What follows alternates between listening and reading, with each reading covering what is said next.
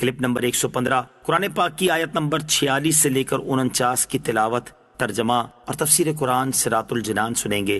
وَيُكَلِّمُ النَّاسَ فِي الْمَهْدِ وَكَهْلًا وَمِنَ الصَّالِحِينَ۔ ترجمہ، اور وہ لوگوں سے جھولے میں اور بڑی عمر میں بات کرے گا اور خاص بندوں میں سے ہوگا۔ وَيُكَلِّمُ النَّاسَ فِي الْمَهْدِ، اور وہ لوگوں سے جھولے میں کلام کرے گا۔ حضرت عیسیٰ علیہ السلام کی 3 شانیں یہاں بیان ہوئیں۔ نمبر 1، بات کرنے کی عمر سے پہلے ہی کلام کریں گے، چنانچہ سورہ مریم آیت 29 تب 33 میں آپ علیہ السلام کا کلام مذکور ہے۔ نمبر 2، پکی عمر میں لوگوں سے کلام فرمائیں گے، اور وہ یوں کہ آسمان سے اترنے کے بعد آپ علیہ السلام لوگوں سے کلام فرمائیں گے۔ اس سے ثابت ہوتا ہے کہ حضرت عیسیٰ علیہ السلام آسمان سے زمین کی طرف اتریں گے، جیسا کہ احادیث میں وارد ہوا ہے، اور دجال کو قتل کریں گے۔ لہٰذا جیسے آپ علیہ السلام کا بچپن میں کلام کرنا معجزہ ہے، ایسے ہی پکی عمر میں اس طرح کلام کرنا معجزہ ہے۔ نمبر 3، اللہ تعالیٰ کے خاص بندوں میں سے ہیں۔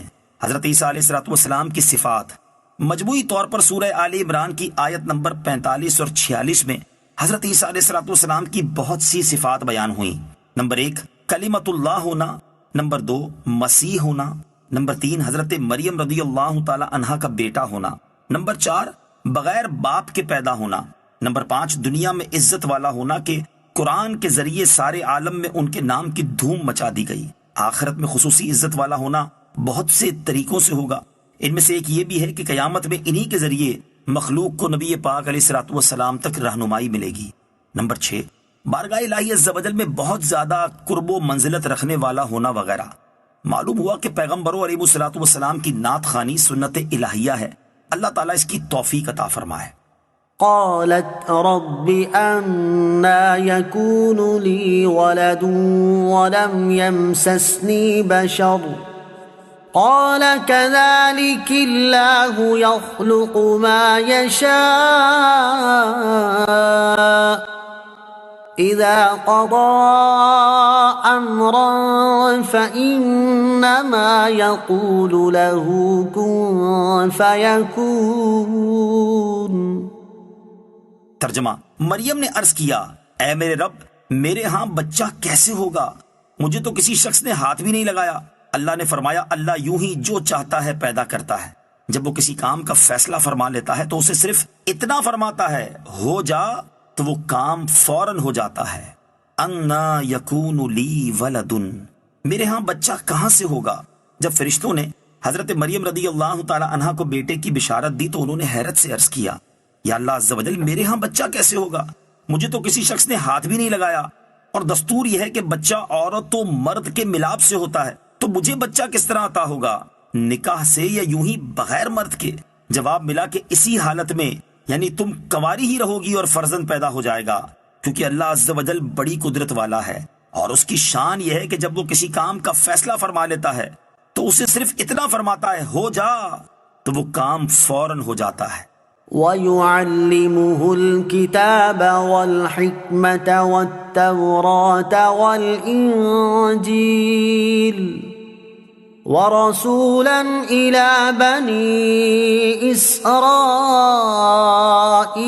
أَنِّي قَدْ جِئْتُكُمْ بِآيَةٍ مِّن رَّبِّكُمْ أَنِّي أَخْلُقُ لَكُم مِّنَ الطِّينِ كَهَيْئَةِ الطَّيْرِ فَأَنفُخُ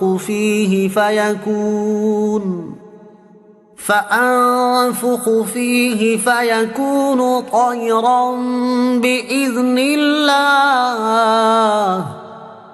وَأُبْرِئُ الْأَكْمَهَ وَالْأَبْرَصَ وَأُحْيِي الْمَوْتَى بِإِذْنِ اللَّهِ وَأُنَبِّئُكُم بِمَا تَأْكُلُونَ وَمَا تَدَّخِرُونَ فِي بُيُوتِكُمْ إِنَّ فِي ذَلِكَ لَآيَةً لَكُمْ إِن كُنتُم مُّؤْمِنِينَ۔ ترجمہ، اور اللہ اسے کتاب اور حکمت اور توریت اور انجیل سکھائے گا، اور وہ عیسیٰ بنی اسرائیل کی طرف رسول ہوگا کہ میں تمہارے رب کی طرف سے تمہارے پاس ایک نشانی لایا ہوں۔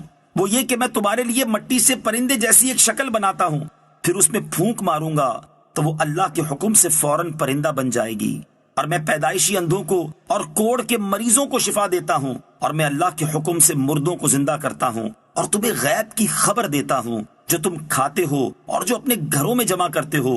بے شک ان باتوں میں تمہارے لیے بڑی نشانی ہے اگر تم ایمان رکھتے ہو۔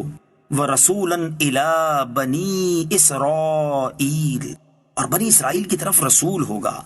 اللہ تعالیٰ نے حضرت عیسیٰ علیہ السلام کو بنی اسرائیل کی طرف رسول بنا کر بھیجا، اور دلیل کے طور پر اس زمانے کے حالات کے موافق بہت سے معجزات عطا فرمائے۔ آیت سے معلوم ہوا کہ حضرت عیسیٰ علیہ السلام صرف بنی اسرائیل کے نبی تھے۔ یہی بات موجودہ بائبل میں بھی موجود ہے۔ آیت میں حضرت عیسیٰ علیہ السلام کے 5 معجزات کا بیان ہے۔ نمبر 1، مٹی سے پرندے کی صورت بنا کر پھونک مارنا اور اس سے حقیقی پرندہ بن جانا۔ نمبر 2، پیدائشی اندھوں کو آنکھوں کا نور عطا فرما دینا۔ نمبر 3، کوڑ کے مریضوں کو شفا یاب کر دینا۔ نمبر 4، مردوں کو زندہ کر دینا۔ نمبر 5، غیب کی خبریں دینا۔